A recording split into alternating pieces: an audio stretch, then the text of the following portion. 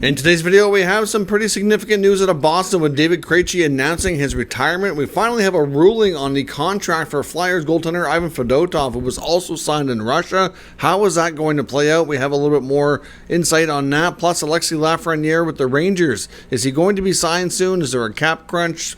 Trade? What's going on with his scenario? And could the Montreal Canadiens flip Jeff Petry for a first-round pick? There are some to think so, and we'll discuss that and more coming up next. So welcome back to another video here at Top Shelf Hockey. As I mentioned, we have some pretty significant news this morning. A couple of big stories that we've been following here. One we kind of thought was coming for a while. The other one we didn't know how it was going to play out. But we'll start with the more predictable story here, which was Boston Bruins forward David Krejci has officially announced his retirement from the game of pro hockey in the NHL and the Boston Bruins. Of course, this was suspected. We kind of had a feeling last year was going to be like a last dance type scenario for Krejci, Bergeron, and the Bruins to make one last run at it. Unfortunately, they didn't win the Stanley Cup, even though through the regular season it certainly looked like they were going to be the favorites to do so after having an historical regular season. But this offseason, we've already seen Bergeron announce he's leaving the game and retiring, so this is certainly no surprise. I think between the two players, I think some thought there was a chance Bergeron would return, but I think most people felt Krejci was probably going to be done regardless if Bergeron was or not. So again, no big surprise, but it is now official. So that's two huge blows to the Bruins this year, losing their top two centermen. Krejci had already before that spent a year away playing in Europe and returned last year for one last try and one last season with the Bruins, and hopefully, like I said, a chance to win a championship. And they, based on regular season, were phenomenal. Just fell short in the playoffs and got beat by an upstart Florida Panther team. But Krejci ends up playing 16 seasons, was drafted back in 2004, over 1,000 games played, 1,032, ended up scoring 231 goals, 555 assists, 786 points, was consummate playoff performer, had really good numbers in the playoffs, good character, good leader, well-respected teammate, and certainly going to be somebody who the Bruins dearly miss. Like I said, especially with the loss of Bergeron all at the same time, it really impacts their depth at the center position. So I'd be curious to see if they make any other moves to address that. I mean, certainly right now, they have Charlie Coyle and Pavel Zacha, which is not really ideal for top six centermen. I mean, they're strong on the wings. You know, they still have Marchand, Pasternak, DeBrusk, and some others there. They're going to fill in nicely. Decent bottom six with what they've brought in as well. But it's the center spot that's really the weak point. But can that be enough? You know, can they overcome that, I guess, is the big story here. They still have good goaltending. Obviously have, a pretty good blue line too. So I don't suspect we're going to see them just kind of, completely fall in the standings down to like out of the playoffs or anything of that nature, like not that drastic, but it'll be interesting to see how they respond for sure.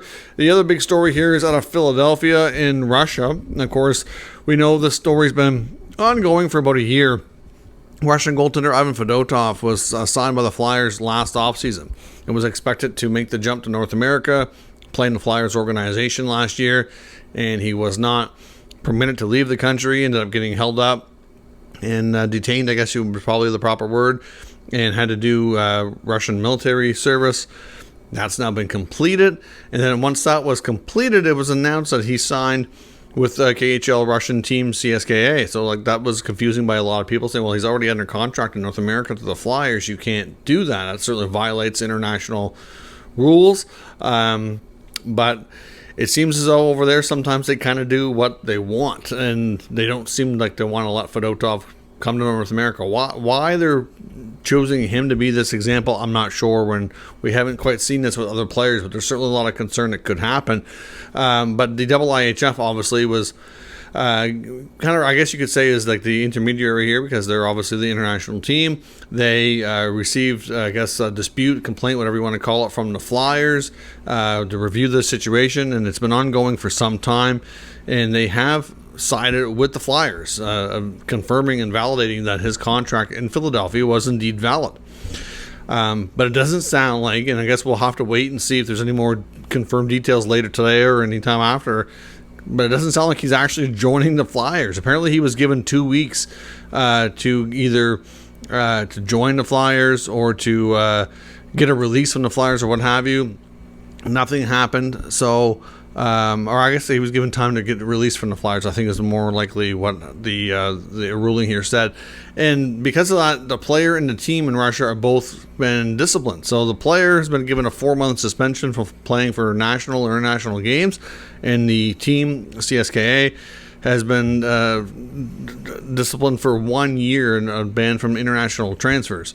So it sounds like they're gonna he's probably still gonna play in Russia, and they're just gonna accept this discipline and move on. So it's kind of like whatever, like they'll just do what they want.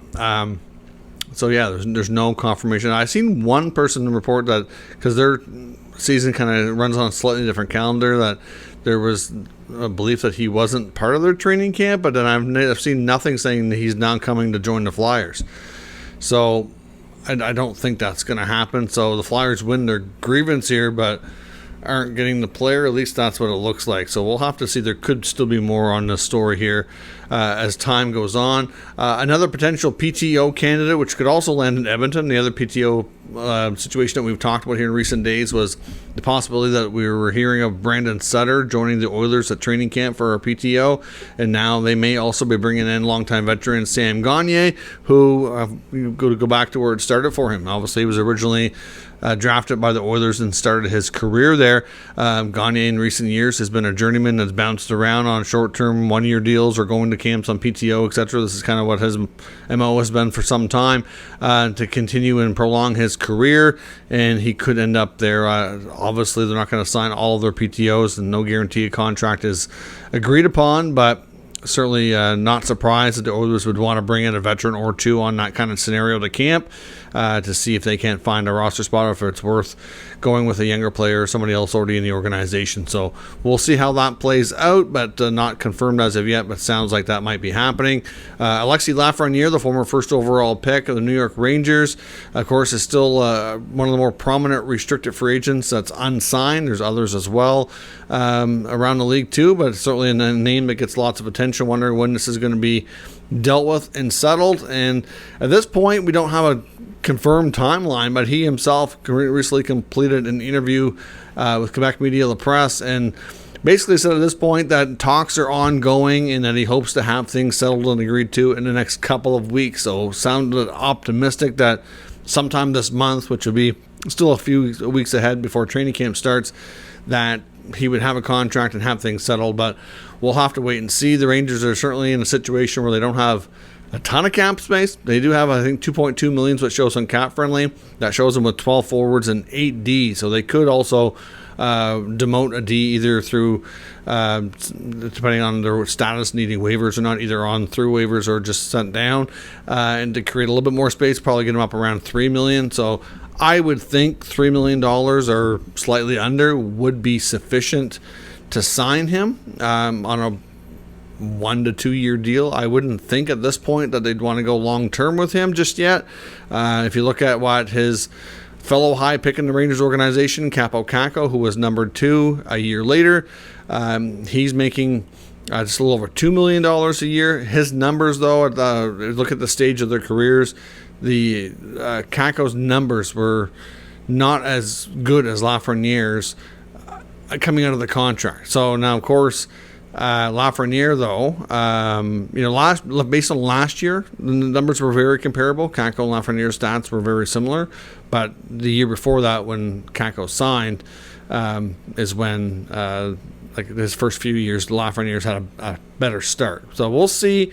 He's on track to be, he's probably a 40 to 50 point player this year if he can get, continued increased role, more ice time, etc., because that's half the battle with both of these young guys in the Rangers organization. Is as they were drafting them, they also loaded up and made other moves to make sure that they had a really solid veteran top 6. You still got Panarin and Zibanejad and Chris Kreider.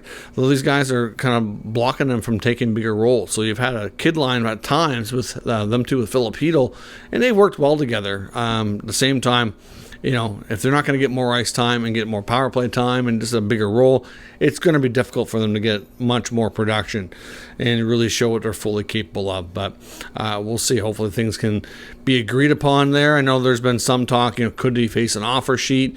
Could it lead to a trade? I don't see a trade happening imminently. I mean, long term, I do wonder, him and Kakko both, like I said, just because of the fact that they've got a lot of players ahead of them, veterans signed long term. Like, what are their plans? Are they going to elevate them or what? Because if they're not, at some point these players might want out, but I don't think it's come to that as of yet. As far as an offer sheet goes, I would think if a team was going to do it, they'd probably already do it. At the same time, there's not a lot of teams that could do it right now.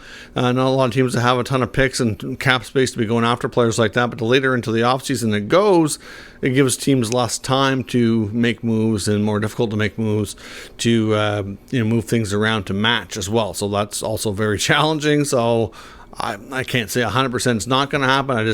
I don't think it's very likely, but crazier things have happened, as they say.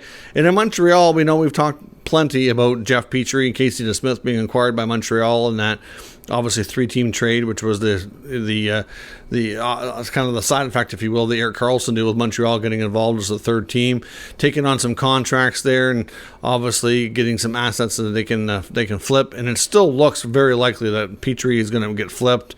And Smith is possible as well, or at least one of the goalies. The one thing I want to add today that we hadn't previously discussed is this whole scenario with Petry, especially was discussed on the Tony Marinaro podcast, where he was looking at, I think it was Charles Breezewell on with him from BPM Sports, and they were talking about the possibility of the Habs getting a first-round pick in return for Petry if they retain 50%. Now, I think that might be a little ambitious. Now, of course, Jeff Petry's I think he's a few years removed from being a real good defenseman, like an offensively good puck mover. Like, look at when they were, challenging and made a, I guess you could say, unexpected deep playoff run a couple of years back. The D-core was a huge part of that. Weber was still there, Petry, Edmondson, like they had, Sherratt before he left via free agency too, or I guess he was traded. Those guys were all very prominent in the team having success, and Petry was a huge part offensively. But then afterwards, the following year, a lot of things fell apart, which is, the Habs have been kind of in the bottom part of basement of the league since. And obviously kind of started to go through a bit of a rebuild with changing coaches, changing management, all that kind of stuff since then. And ultimately, Petry played in Pittsburgh last year, wasn't the same player. You just kind of wonder, can he refine that? He's a couple of years older now, still got this coming year, one more year on top of that on his contract. I understand he's a much more attractive player if you retain 50% of his remaining cap hit, which they can do, and knock that down. I think it gets it down to just shy of $2.4 million. So, for that price, I have no doubt there's interest. We've already talked at length about the fact that there's, a decent amount of teams interested in a player at that price point, but will they be willing to pay a first-round pick? If Ken Hughes can pull that off, he absolutely has to do it. That would be a phenomenal pickup. I'm not sure I'm convinced that that's realistic. I know, Dallas was a team that's been heavily mentioned about a landing spot for Petry. They gave up a first-round pick for Nils Lundqvist not long ago. And, of course, he's a young former first-round pick still getting established. Now, that made a little bit more sense, whereas an aging Petry, I don't know. I mean, I think that might be a little bit hefty. Could they get maybe a second or third rounder? I think that's much more likely, or maybe a decent prospect. Nothing super high end, but that's my take on that. At least I don't know that that's any more realistic than that. But I'd love to know what you think. At 50% retention, what is the best possible scenario outcome that Montreal could get for Petry? Is a first round pick realistic, or are these people talking about this on this podcast setting the bar too high? What's realistic? Let me know in the comments and we'll discuss further. If you're new to the channel, of course, make sure you subscribe and stick around. We'll keep you up to date with all the latest news, rumors, and analysis of all 32 NHL teams. Thanks for watching, and I'll catch you next time.